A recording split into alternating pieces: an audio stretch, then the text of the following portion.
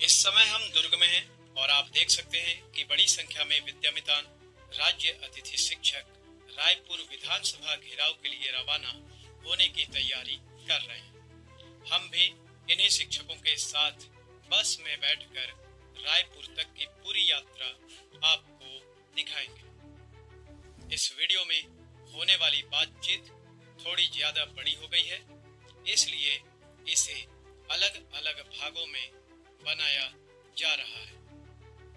उम्मीद करते हैं कि आप वीडियो के सभी भागों को देखेंगे और हमें सपोर्ट जरूर करेंगे। सुबह के ठीक 8 बज रहे हैं और यह कोई सामान्य बस नहीं है। यह कोई पिकनिक पर जाने वाले लोगों का सफर भी नहीं है। इस बस में बैठे हर चेहरे के साथ एक उम्मीद है, एक संघर्ष है और एक ही सवाल है, क्या इन बच्चों का भविष्य बनाने वाले ये जो शिक्षक हैं, इनका अपना भविष्य कभी सुरक्षित होगा? नमस्कार, मैं हूं अभिषेक दुबे और आज हम आपके साथ मौजूद रहेंगे दुर्ग से रायपुर तक उन हजारों विद्यामितान अतिथि शिक्षकों के सफर में जो अपने अधिकारों की लड़ाई लड़ने राजधानी की ओर निकल पड़े हैं। मेरे पीछे आप देख सकते हैं, कोई बस्तर से आया है तो कोई सरगुजा से, कोई बिलासपुर से है और कोई अपने छोटे बच्चों को घर छोड़कर यहाँ पर पहुंचा है। इनके हाथों में नियुक्ति पत्र नहीं, इनके हाथों में और इनके साथ संघर्ष का एक बहुत ही बड़ा इतिहास है। लेकिन आखिर ये विद्यामितान अतिथि शिक्षक हैं कौन? इनकी पूरी कहानी कहां से शुरू हुई है और क्यों आज हजारों शिक्षक सड़कों पर उतरने को मजबूर हो गए हैं? दरअसल छत्तीसगढ़ में वर्षों पहले स्कूलों में शिक्षकों की कमी को दूर करने के लिए अतिथि शिक्षकों की व्यवस्था की गई थी। इन शिक्षकों ने गांव-गांव जाकर बच्चों को पढ़ाया, लेकिन समय बीतता गया, सरकारें बदलती गई और आज भी हजारों शिक्षक अपने भविष्य को लेकर असमंजस की स्थिति में पड़े हैं। और अब हमारे साथ मौजूद हैं यहाँ पर बैठे विद्यामितान अतिथि शिक्षक संघ के वो सभी सदस्य जिन्होंने अपने खून पसीने से, अपने मेहनत से इस अतिथि शिक्षक संघ जो है विद्यामितान अतिथि शिक्षक संघ, इसकी नींव रखी है। और इन सभी विद्यामितान अतिथि शिक्षकों का स्वागत है आईना सच का 24 के इस न्यूज चैनल पे। और आज हम यहाँ पर सीधे इनसे बात करेंगे, इनकी समस्याओं को सुनेंगे और जानेंगे कि आखिर यह दुर्ग से 4 से 5 बस लेकर रायपुर की ओर प्रस्थान क्यों कर रहे हैं और आखिर इतनी बड़ी संख्या में रायपुर जाने का क्या कारण है। और जब ये रायपुर पहुंचेंगे और वहां पर इनकी क्या रणनीति बनी हुई है, इन सभी बातों को जानने के लिए हमारे साथ जुड़े रहिए, क्योंकि आईना सच का 24 का काम ही है आईना दिखाना। विद्यामितान अतिथि शिक्षक संघ की सक्रिय साथी पूर्णिमा पटेल जी, और हम सीधे इनसे बात करेंगे विद्यामितान अतिथि शिक्षक के बारे में और जानेंगे इस पूरे विद्यामितान अतिथि शिक्षक की संपूर्ण जर्नी आज तक की, कि आखिर ये विद्यामितान जो है वो यहाँ तक कैसे पहुंचा। मैडम, आपका आईना सच का 24 चैनल में स्वागत है। धन्यवाद सर, आप आए और हमारी बातों को सरकार तक पहुंचाने के लिए हमारा साथ दे रहे हैं। देखिए, हम अतिथि शिक्षक 11 वर्षों से बिहार सुदूर अंचल क्षेत्रों में कार्य कर रहे हैं और लगातार अपनी मांगों को लेकर सरकार के पास विनती, विनय, अनुनय कर रहे हैं। आज तक सरकार ने हमें आश्वासन और अनुशंसा पत्र ही दिया है, इसके अलावा आज तक हमको कुछ नहीं मिला। और आज हम थक कर हट करने बैठे हैं, हड़ताल में बैठे हैं और आज इसी तारतम्य में हम विधानसभा घेराव करने जा रहे हैं।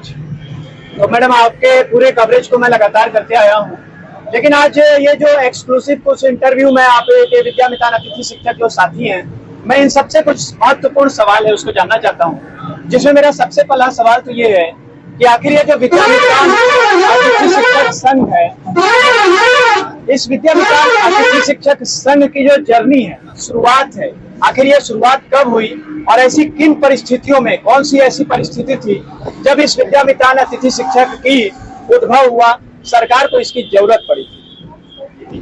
देखिए, मैं आपको शुरुआती दौर बताती हूँ।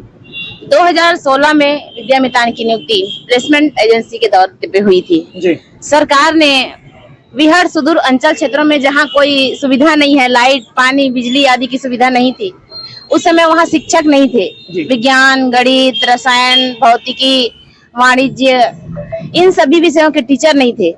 तब उन्होंने प्लेसमेंट कंपनी को ठेका दिया था शिक्षक नियुक्त करने के लिए। जी। और उस समय 2016 में विद्या मितान के पद पर हमारी नियुक्ति हुई थी और इसमें हमको 10 माह के लिए रखा जाता था, 2 माह के लिए निकाल दिया जाता था। जी। और जो प्रक्रिया आज तक चल रही है, तो हम उस समय से लेकर 2016 से लेकर आज तक उन सुदूर अंचल क्षेत्रों में निस्वार्थ रूप से अपनी सेवाएं दे रहे जी। हैं और आज तक हमारे वेतन में कोई वृद्धि नहीं की गई है और उसी कम वेतन में ही हम बच्चों को पढ़ा रहे हैं। और हमारे आने के बाद शिक्षा में बहुत सारे सुधार हुए, जी।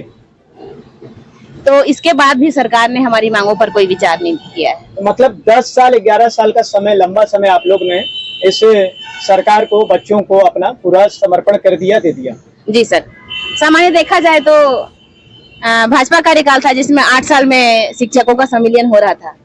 जी। कांग्रेस कार्यकाल आया जिसमें 2 साल में शिक्षक संविलियन हो जाते हैं। तो भाई हम 11 वर्षों से सेवा दे रहे हैं, उस न्यूनतम वेतन में आज तक हमको वेतन वृद्धि नहीं की गई, ना हमको संविलियन किया गया है। हम कब तक इस पीड़ा को सहेंगे?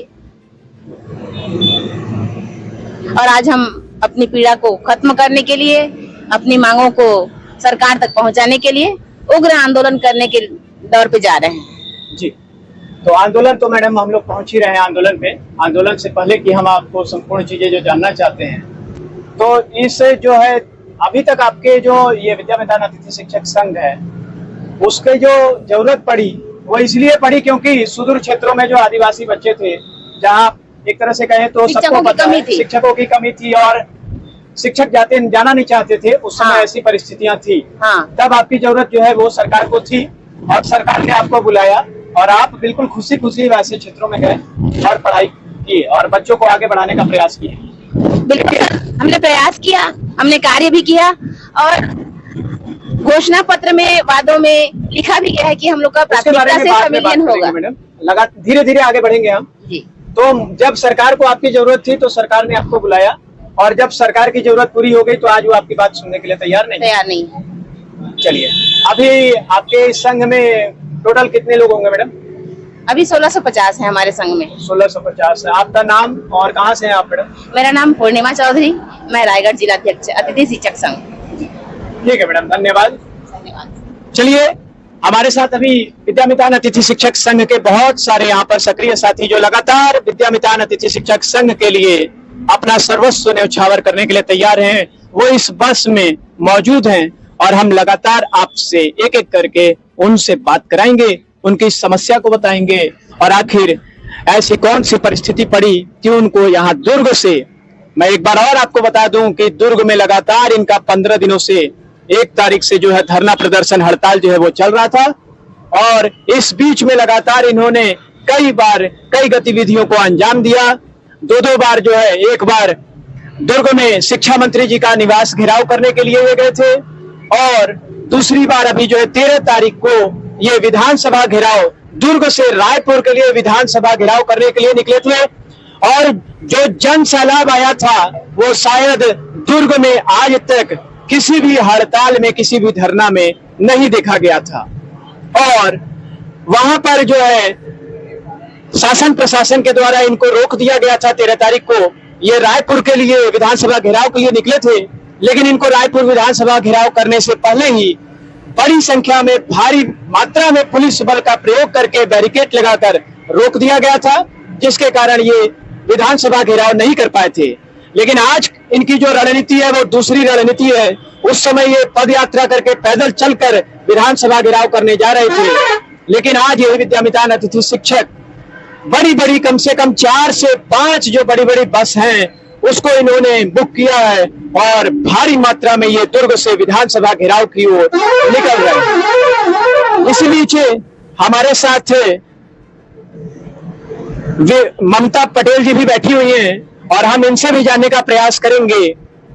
मैडम, हम जानना चाहते हैं कि इन जो 10 साल है इसमें आप लोग जो है, आपकी ये टीम जो है वो कितने बार हड़ताल की, बड़े बड़े उग्र आंदोलन की, हड़ताल की, या किस प्रकार से आप इसमें अपनी मांगों को लेकर आगे बढ़े?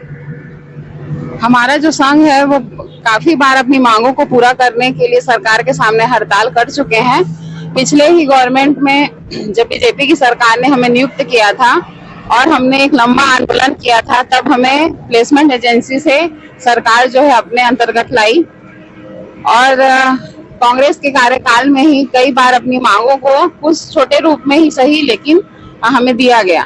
लेकिन आज तक हमारी जो संविलियन की मांग है उस पर कोई प्रतिक्रिया सरकार की तरफ से नहीं आ रही है और हमारा ये दुर्ग में जो हड़ताल है वो अब 15 दिन हो चुका है।